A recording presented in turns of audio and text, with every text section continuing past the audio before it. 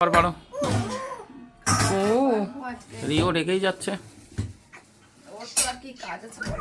ওই দেখো কি পৌঁছছে পিছনে বসে, মাথা খারাপ করে দিচ্ছে। ওই দেখো ওই যে কি দিয়ে খাচ্ছ? ভাত বাড়ো, মাছটা দিয়ে দাও। হ্যাঁ হ্যাঁ দাও দাও। রিও কি হয়েছে? এত রেগে যাচ্ছিস কেন রে? রেগে যাচ্ছিস কেন এত? হ্যাঁ এত রেগে যাচ্ছিস কেন? দাও দেখি মাঠটা দিলে, এবার আমারটা দাও। অল্প ভাত দিও, থাক আবার লাগলে নিয়ে নেবো কেন। এই রিও এত চিল্লাচ্ছিস কেন রে? ও কিন্তু বিশাল মাথা খারাপ করছে। উচ্ছে খাবি? উচ্ছে কি দিয়ে উচ্ছে বলো, বলে দাও। মাছ দিয়ে। কি মাছ? দুই তিন রকমের মাছ রয়েছে। পাকাল মাছ আছে, কাকলে মাছ আছে, রয়না মাছ আছে। আজকে উচ্ছে দিয়ে তরকারি, মানে এগুলো একটা দারুণ খাবার।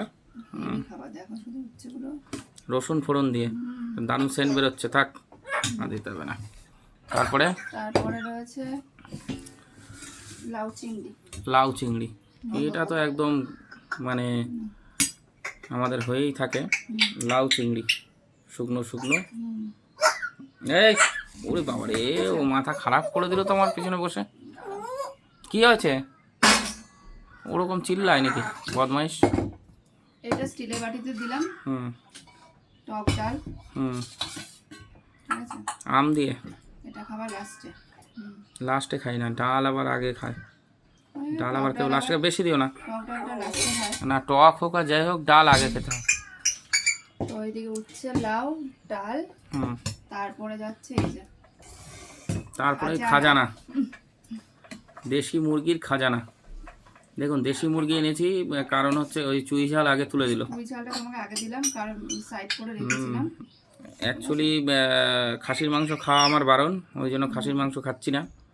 নাহলে আজকে পয়লা বৈশাখের দিন আমি না এনে ছাড়ি। রসুন দিয়েছি আবার, গোটা রসুন। আর আমি খাসির মাংস আনলে তো দীপঙ্করদার দোকান থেকে আনি, ঠিক আছে? তো আজকে দীপঙ্করদার দোকানে যাইনি। যাই হোক দেশি মুরগি দিয়েই খাই। থাক আর দরকার নেই, আর বেশি দিও না। ঠিক আছে, হ্যাঁ হ্যাঁ ঠিক আছে।